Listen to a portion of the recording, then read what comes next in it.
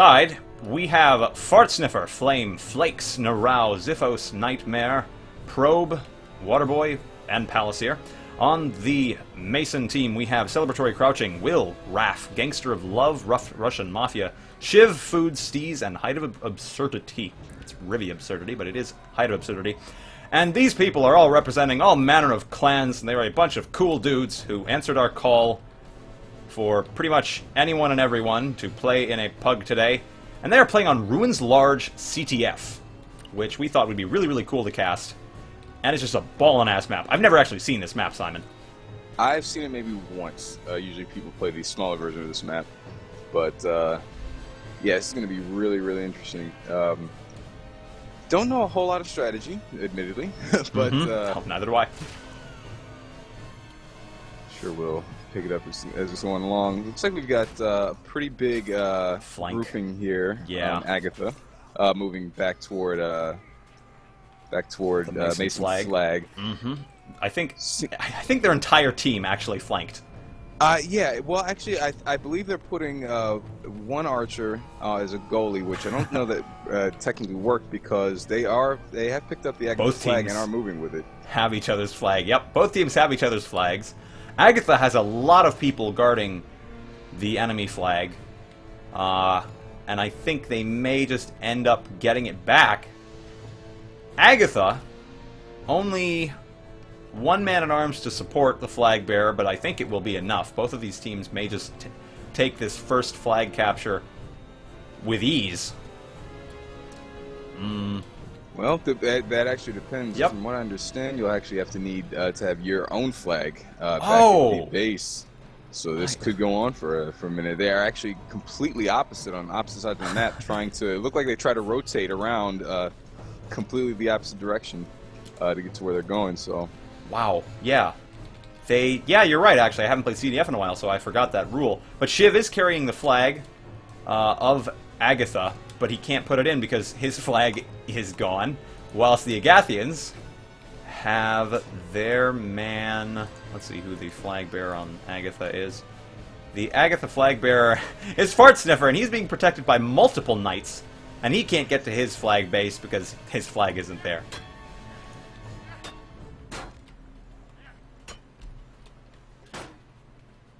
Well, this is turning out to be quite interesting. Not least of which because this map is frickin' huge. Frickin' huge. Yeah. Looks like there's a bit of a counterattack from both sides. They are trying really hard to keep their opponent's flags safe. Looks like Height is just kind of standing out in the open. I think there's three things that are probably working against both teams. One is just the format of the game itself. You know, CTF is quite difficult, or not really difficult, but just in general, most people don't play it, so it's difficult to gather any type of planning around it. Which leads me to number two: how do you split up 9 people into 2 different forces, or do you just keep them together, or how? And number 3 is actually the map itself. It's so huge and such a derivation from the normal ruins that it's kind of hard to navigate.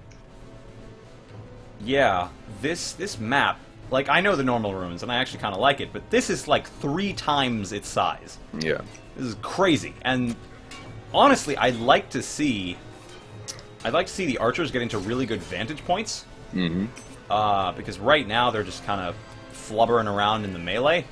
I guess like they might in a scrim. But I think this map lends itself a lot more to spreading yourself out as a team and picking really good spots. I would completely agree. That's what I'm interpreting. So both of the flags are still where they were when it started.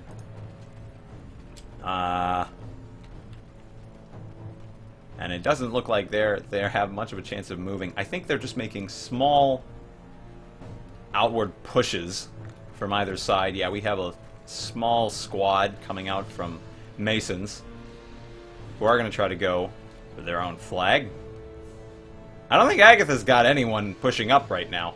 At least I don't see it. Yeah, it seems like they might be trying to regroup, trying to figure out something. Although I do see what appears to be 2 man-at-arms trying to rush alongside of a vanguard. They do have an opportunity here to kill this vanguard and take the flag back. Uh-oh. Oh, I see it! Agatha might take this flag. No! Ooh. Oh, Height. Height kills both the men. Height was almost dead just then. Yeah, I thought it was a wrap, but and a little bit of help over from Gangster Love, it looked like, or I was at Steve's actually, I believe. Looks like Shiv some assistance. Shiv is pulling off a bit of a tactical operation. He's trying to 1v1 his way over to his team's flag. It's kind of working for the most part. I'd say it's probably it's worth a shot. You know, in this level of confusion, that might be worth it just to send one person's kind of a rogue, you know, element to try and maybe 1v1 his way around. It looks like they did send 2 over to the Agatha base, not getting much done along the way. And we're left with the same thing. This is intriguing. I honestly wish there were some kind of siege works on this map, like a catapult or a ballista. I think that'd make it a lot more interesting. You would be able to cover the range a lot better. Then the flag would never be safe. Because as it is, it's really easy to just have this kind of standoff, like they said in the chat. This is a very kind of trench warfare-ish. You know, you have 2 sides, and it's divided in the middle by a river. And you don't see a whole lot of people. Like you'll see little skirmishes, people trying to find their way in. I think what it's really going to take is probably a dual attack. You know, they're going to have to see them coming from one way and not see another group coming from another way. Because as it is, it's just kind of a volley of attacks, and hopefully people break through, like these 2 vanguards have. But I don't know that it'll be enough to actually make it all the way to the flag and still have a chance of... Yes, I see the Masons. They're making good headway, those 2 vanguards. They can stay alive for long enough. Get up to where Fart Sniffer is. They're being very smart. They're 2v1ing very intelligently, but they themselves are getting ganged up on. And they're going to go down. Oh, that's unfortunate. Oh, it's so close. Well, I think Agatha right now, they're in a good position. They've got like 4 or 5 that are grouped up right now, I think. And if they could capitalize on, you know, on that little, you know, skirmish they just won, they might be able to push up. Oh, it's just this is such a difficult map, I think, you know, just given where the 2 sides meet up, that it's hard to see, you know, anything else aside from going straight down the middle, I think. I absolutely agree. It looks like Raph is trying something. He's got his Dane axe behind Agatha lines. Oh, and he gets Flame. But Palliser takes him out. That was the killing unit. If he'd gotten Palliser and actually gotten up to Fart Sniffer. Very difficult to traverse this distance. Yeah. As both of these teams. Oh, Will here. I don't even know if you noticed, but the Masons are making really good headway on their flag, which is being held by Fart Sniffer. And he's going to have to run away. I think Shiv might actually take this flag right here. Oh, no, he is going to get taken down by the flag faints. Oh. What? I didn't even know that was a thing. Well, that is a thing. You can faint everything under the sun. That is just dandy. Not for the Masons, sadly. They are not in a very good spot. They're making some really good pushes in. Just like surgical strikes, but they need to keep them a little more consistent. Because as it is, they're not really... They're getting a kill or 2, then they're not following up by regrouping with 1 or 2 of their teammates and then going for that flag. I think that both teams are doing very good jobs, you know, doubling up their man-at-arms and sending them out as a single unit, and then they're also very good at keeping, you know, their Knights or Vanguards together, sending that out as a melee unit. I think that's really what it's going to take, is to send out kind of a spec ops unit, so to speak, to try and get that flag, or you know, harass the flag bearer while the rest go in, wipe them, and then, you know, everybody moves in force back toward their own goal. You know what I'd really like to see? I think what needs to be done is to take that sort of special unit, is to take 1 or 2 man-at-arms. Actually, yeah. What Mason should do right now is take Wrath and maybe a Vanguard and Russian Mafia and go for that flag. I think what they need is an archer in that small group of people. Yeah. That is paramount to them actually getting anywhere. I agree. But it looks like Food and Shiv are making really good headway on the flag right now. Shiv is going to get stopped by Flame, completely wrecked by Flame and Flakes. There are actually 2 Mason Vanguards over here going for the flag.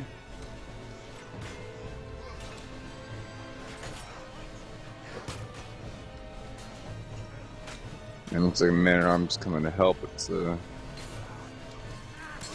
See, Masons are being very smart with their pushes right now. They are dying a lot, but they're actually getting a lot of headway towards the flag. I don't know that Agatha is doing the same.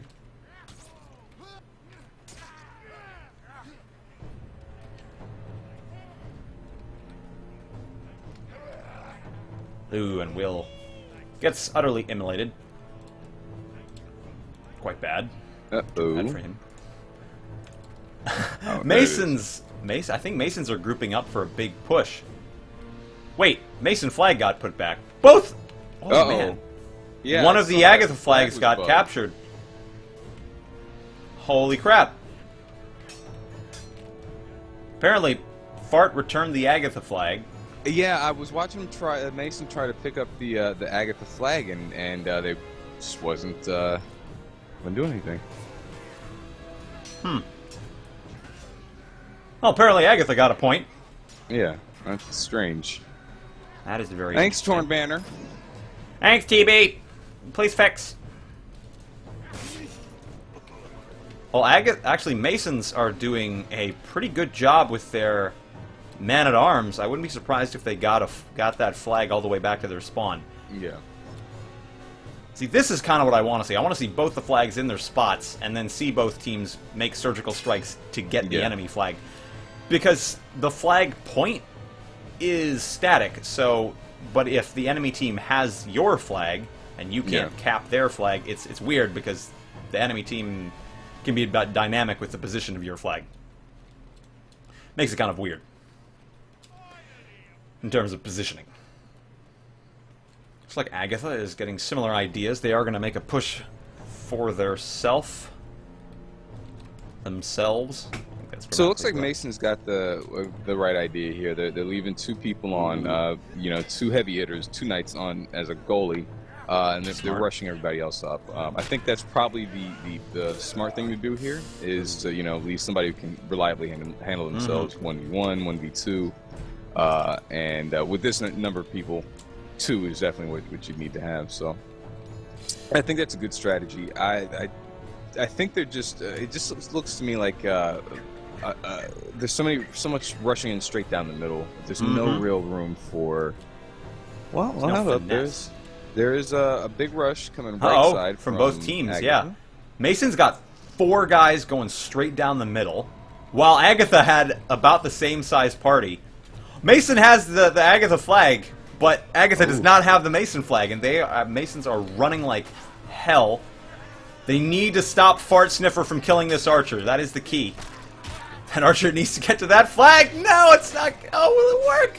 No! Oh, that was so close. That was a beautiful play right there. That was an insane play. I was so hoping that the Masons would get that flag and they'd turn this into like a tie type thing. Yeah. One thing I've noticed about CTF, it's very much similar to soccer, football. You want to be able to use your teammates. If you're the flag bearer, you want to use your teammates kind of as lead blockers. You can just kind of get in there and take off the heat.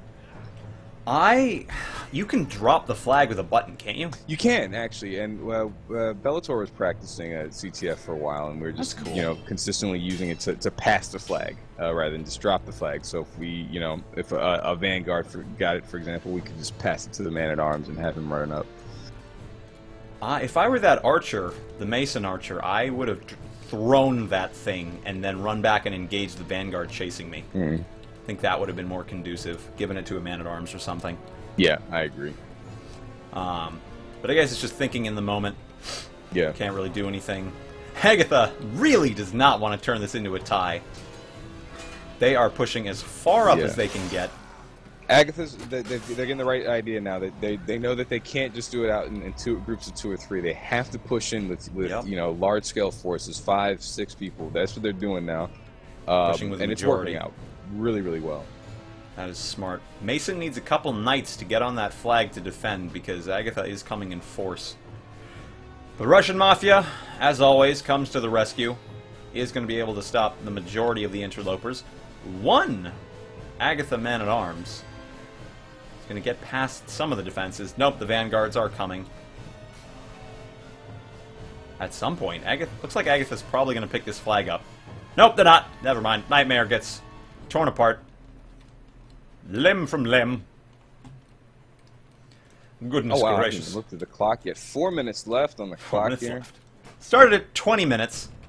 We've had 1 cap by Agatha, and I think that was a glitch, probably. Yeah. So, hey. I guess that's how it goes. But that gives you any idea how tough CTF is to score points. Yeah.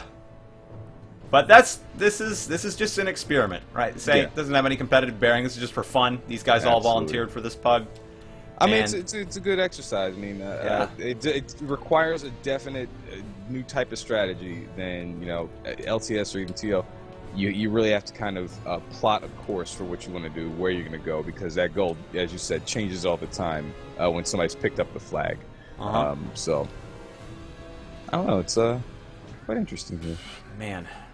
Like, something I kind of wanted to do just to fuck with the competitive community is to have a tournament where the only game mode was something like CTF or King of the Hill, but the prize would be like $200. So everyone would have to compete. Yeah. And then like freaking Rangers wins the tournament because they've been playing CTF for the whole time. Yeah. Awesome. Or Moreland beats out Tempest and Sin. That'd be amazing to see. Yeah. That'd be so cool. It'd be so different. Like, that'd be awesome. A CTF tournament. I would do that if I had money. Folks, let us know what you think. CTF tournament, yes or no? Oh yeah, totally. Will, this is a good time to mention it. Shit, I got stuck in Paladin. Something. Scaffolding. Anyway, this is a good time to mention it as any. Will, our good friend who is fighting in the game right now of meta, is going to be hosting his very own Chivalry tournament. And this will probably happen in a month or 2. Maybe, probably no less than a couple weeks. I'm thinking at least a month. But it will be a serious competitive tournament, because we find that a good way to reinvigorate the competitive community is to give them a bone. And the best kind of bone is a tournament. And so Will's going to throw them that bone. And I have already pledged my support as a caster. As have I, as an official administrative consultant. Oh my gosh, that sounds so pro. That's awesome. Yeah, Simon is the god of spreadsheets and planning things. I'm a data nerd. Give him props for that. And, you know, I like talking, so why not? And, yeah, it's I don't know the date exactly, but it's going to happen. Well, you didn't even tell him the cool thing.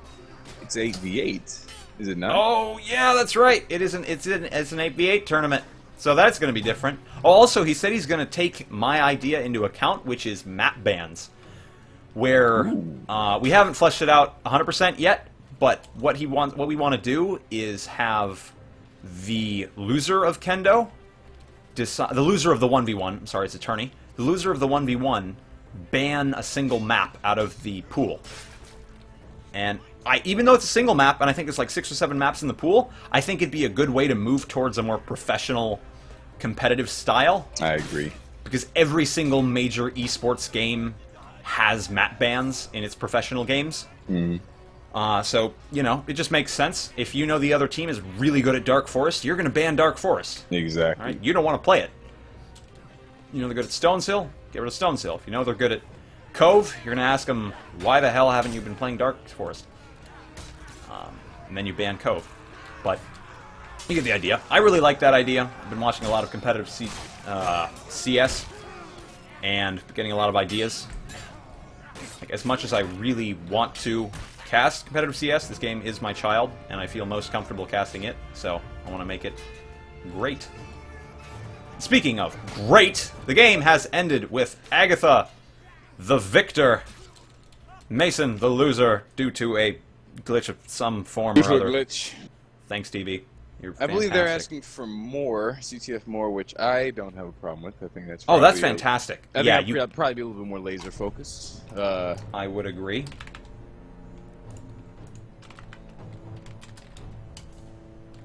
Okay.